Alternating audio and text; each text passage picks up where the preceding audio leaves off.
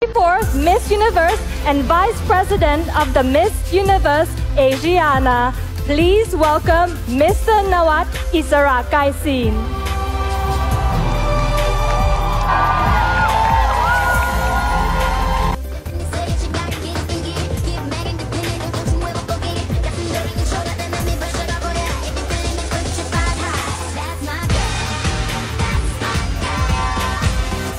So, inyo pong napanood itong dalawang controversial na video dito pa rin sa Miss Universe 2025 na kung saan ay yung naunang video ay kuha dito sa eksena ni Mr. Nawat nung tinawag na siya para mag-apologize siya dito sa mga candidate, at nakita nyo sa video mga kapolitika na hindi po malakpak itong si Fatima Fernandez na representative ng Mexico, na kung saan ay nakasagutan ni Nawat doon sa sashing ceremony.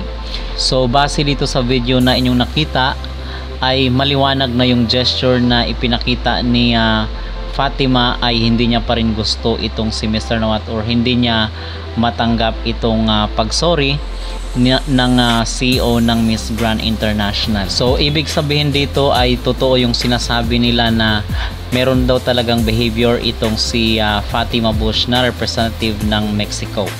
So speaking of attitude ay isa rin pong eksena kuha doon sa arrival ng mga Miss Universe delegates noong November 2, na kung saan is yung pangalawang video na inyong nakita mga kapolitika ay na-display doon kung paano na-ignore ni Victoria itong si Mr. Nawat.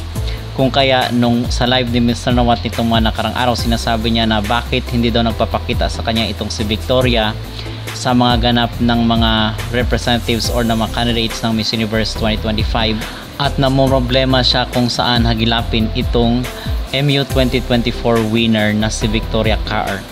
So maliwanag ngayon at klarong-klaro na merong mga tao dito sa Miss Universe na hindi gusto or hindi totally tanggap itong si Mr. Nawat, kung kaya merong dahilan itong kanyang pag-rant, pag-vent out dito sa social media. Pero ngayon is maganda mga kapolitika na medyo tahimik na yung mga kaganapan dito sa Miss Universe 2025. Pero meron po tayong balita na nakita dito sa social media at pinost po ito sa MUT, na ang sinasabi ay hindi na matutuloy di umano yung pa-dinner at talk show ni Nawat kasama yung isang sponsor dahil sinunod na nila itong kagustuhan ng Miss Universe organization, or the other way around is nag-back out na yung sponsor, kasi ang sabi niya natakot na yung ibang mga sponsor, nag-worry sila dahil sa mga legal issues dito sa Miss Universe competition 2025.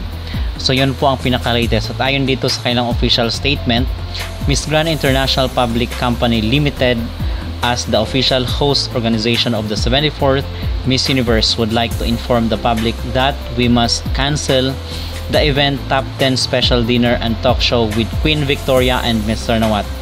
Following the statement released by the Miss Universe organization regarding this activity, our sponsors have expressed concerns, discomfort, and pressure that have led them to suspend their support for this particular event. Consequently, we are unable to proceed with the activity as planned.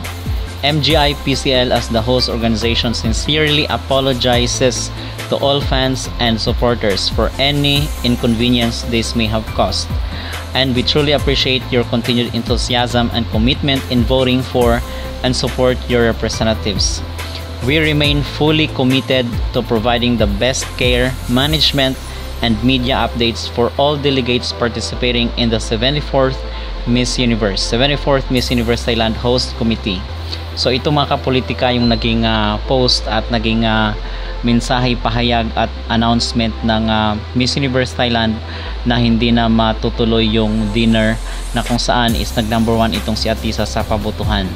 So ang maging reaction ko naman dito is kung ito yung nakakabuti at para hindi na lumala yung sitwasyon, ay wag na lang suwayin or wag na lang baliin kung ano man yung gusto ng Miss Universe organization, at the fact na umatras na yung sponsor ay talagang imposible na itong matuloy. So ano na lang mga kapolitika, siguro ay maging tahimik na lang at wag nang magpatutsadahan dito sa social media, dahil araw-araw maya-maya ay merong mga release statement ang bawat panig na nagpapalala ng sitwasyon.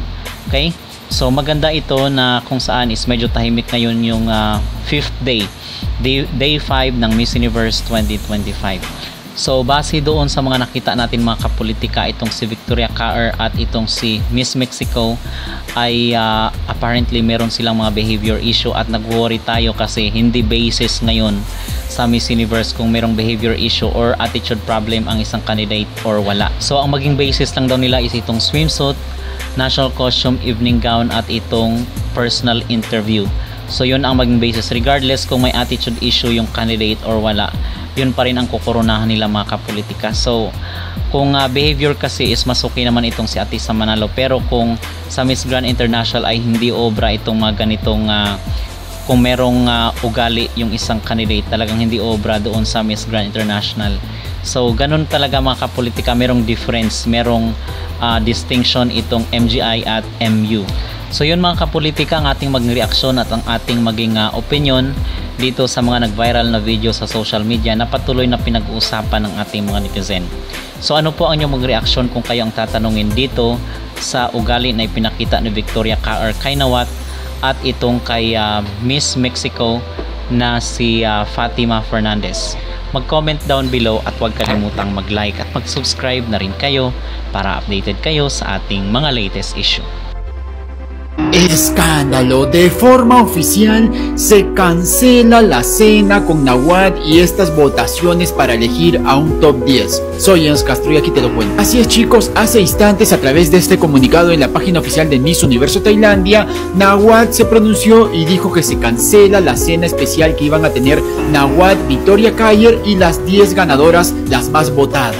Además, en su comunicado expresa que los patrocinadores se encuentran decepcionados y que este evento queda oficialmente eliminado. Bueno chicos, y de forma oficial acabó esto de las votaciones, que darle me gusta, que comprar bots, nada que ver en el Miss Universo. ¿Qué opinas? Déjame tus comentarios. Qué cansado estoy.